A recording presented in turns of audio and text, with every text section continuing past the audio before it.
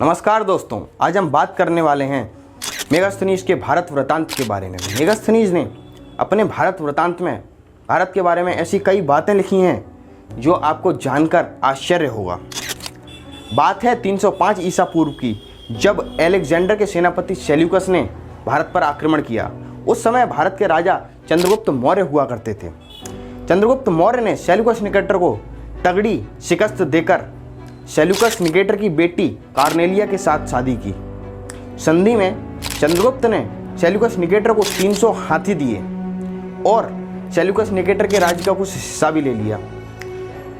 Seleucus Nicator ने अपने राजदूत को चंद्रगुप्त मौर्य के कोर्ट में भेजा। राजदूत का नाम था मेगास्थनीज। मेगास्थनीज एक महान राजदूत साबित हुए। मेगास्थनीज ने एक बुक लिखी जिसका नाम था इंडिका, जिसमें भारत के बारे में, भारत की भौगोलिक, राजनीतिक, सामाजिक रीति रिवाज स्थिति के बारे में लिखा। हालांकि इंडिका नामक किताब आज हमारे बीच उपस्थित नहीं है। इंडिका का रेफरेंस लेकर ही कई किताबें भी लिखी गईं, परंतु असली जो किताब थी, जो मेगास्थनीज ने लिखी, वो किताब आज हमारे बीच नहीं। मेगास्थनीज ने अपनी किताब में भारत की भौगोलिक स्थिति, सामाजिक स्थिति, जितने भी रीति रिवाज हुआ करते थे, जाति हुआ करती थी, धर्म हुआ करते थे, सबके बारे में बहुत ही अच्छे से जानकारी दी है।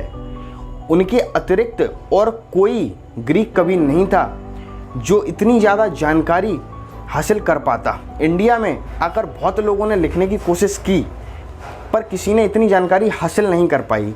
बहुत सारे लोगों ने मेगास्थनीज की किताब का रेफरेंस लेते हुए अपनी अपनी किताबें लिखी और कुछ जानकारी देने की कोशिश की, परंतु मेगास्थनीज जितना नहीं हो सका।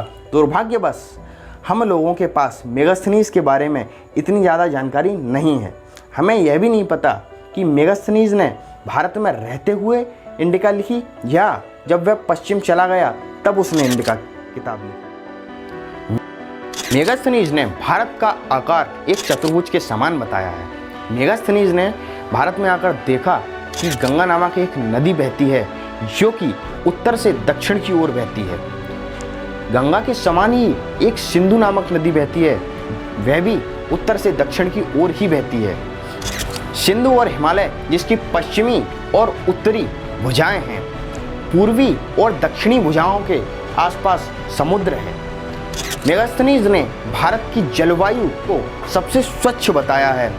अगर इसको हम गौर से देखें तो यह प्रतीत होता है कि मेगास्थनीज यहाँ पश्चिमी ओर से आया था, वहाँ जाहिर सी बात है कि पानी और जलवायु साफ नहीं मिलते होंगे, इसीलिए मेगास्थनीज ने इस चीज़ का वर्णन किया है।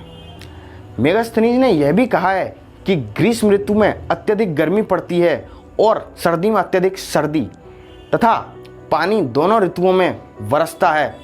यहाँ की ऋतुएँ बहुत ही ज़्यादा अच्छी हैं। मेगास्थनीज ने पाटलिपुत्र के बारे में लिखा है कि पाटलिपुत्र गंगा तथा सोन नदी के संगम पर बसा हुआ है।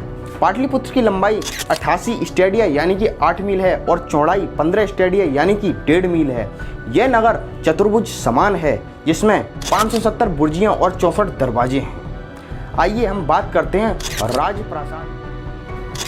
राजा के भवन के बारे में लिखते हुए मेगास्थनीज ने कहा है कि यह संसार का सबसे सुंदर राजकीय महल है। इसके सामने सूसा और इकबाताना का महल भी तुच्छ प्रतीत होता है। इसमें स्वर्णिम लताएं लगी हुई हैं। मेगास्थनीज ने धार्मिक स्थिति का वर्णन करते हुए कहा है कि यहाँ के लोग जिस देवी देवता को पूजते हैं वह यूनानी हैं। असल में वह शिव और कृष्ण की बात कर रहे हैं। शिव जी और कृष्ण जी उसे यूनानी देवी देवताओं जैसे ही प्रतीत हुए। मेगास्थनीज ने यह भी लिखा है कि भारत में यज्ञ प्रथा प्रचलित थी और यहाँ पर पुनर्जन्म में विश्वास रखा जाता था। लोग मृतक लोगों की याद में कुछ स्मारकें बनवाया करते थे। मेगास्थनीज ने भारत की आर्थिक स्थिति का वर्णन करते हुए बताया कि भारत में प्रतिवर्ष 2 फसलें होती हैं और भारत की ज़मीन बहुत ही ज़्यादा उपजाऊ है। भारत की ज़मीन से बहुत ज़्यादा धान और गेहूं प्राप्त होता है। मेगास्थनीज ने यह भी लिखा है कि यहाँ पर कभी सूखा नहीं पड़ता है।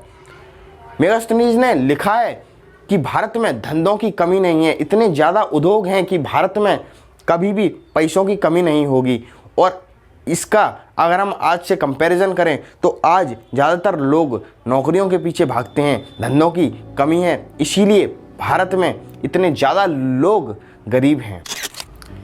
सामाजिक दशा का वर्णन करते हुए मेगास्थनीज ने कहा है कि भारत का जीवन बहुत ही सुखद है। भारत में दाल चावल ज़्यादातर खाए जाते हैं, सुरापान ओकेजनली किया जाता है।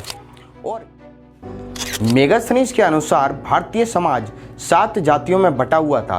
पहली सबसे ऊंची जाति दार्शनिक, दूसरी कृषक, तीसरी गोप व शिकारी, चौथी मजदूर, पांचवी क्षत्रिय, छठी अध्यक्ष और 7वीं मंत्री तथा सभासद।